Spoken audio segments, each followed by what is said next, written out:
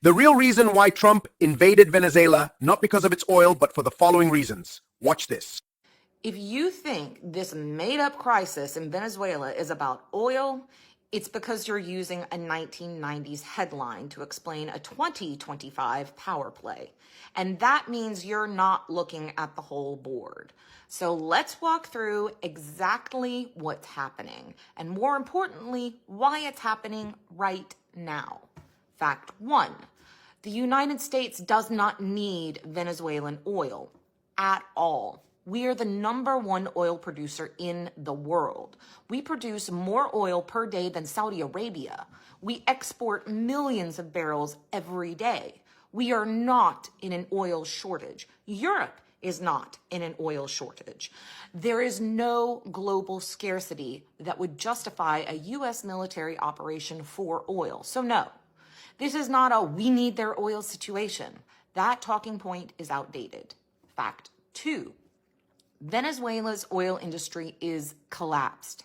This isn't an '05 Venezuela. Their infrastructure is broken. Their refineries are failing.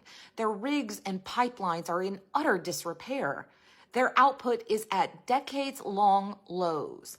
They cannot supply enough crude to strategically change anything for the United States. You don't deploy warships for a failing industry. If this were about petroleum, the math ain't mathin'. Fact 3, if Trump wanted Venezuelan oil, he already had a legal path to access it. The United States can lift sanctions. It can expand Chevron's operations. It can reopen the U.S.-Venezuela energy corridor. None of that requires military force.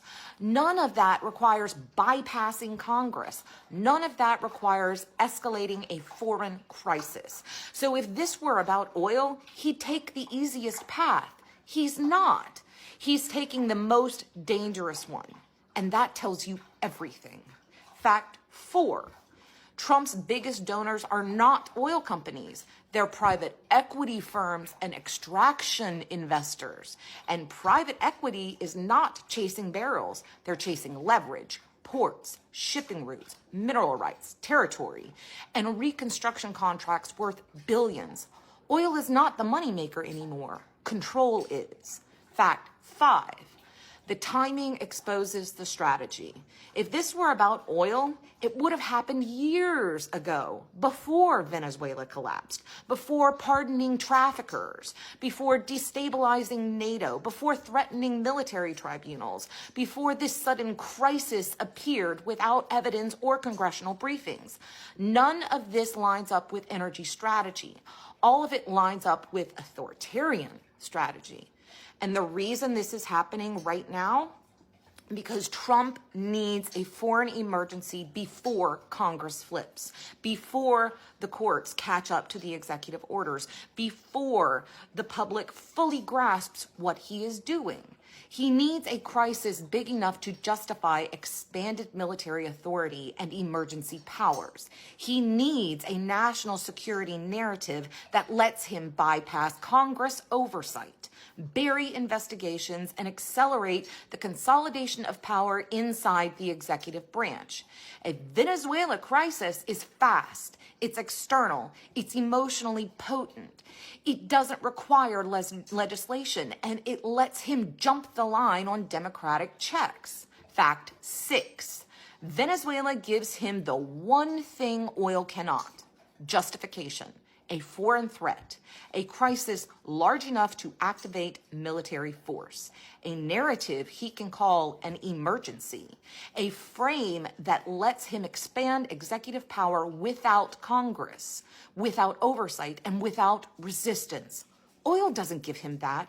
A manufactured foreign crisis does.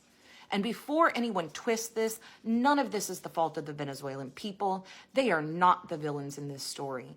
They suffer first, they suffer hardest, and they get used as political props by men who will never pay the cost of their decisions. This isn't about helping Venezuelans. It's not about liberating anyone, and it's not about oil. It's about power.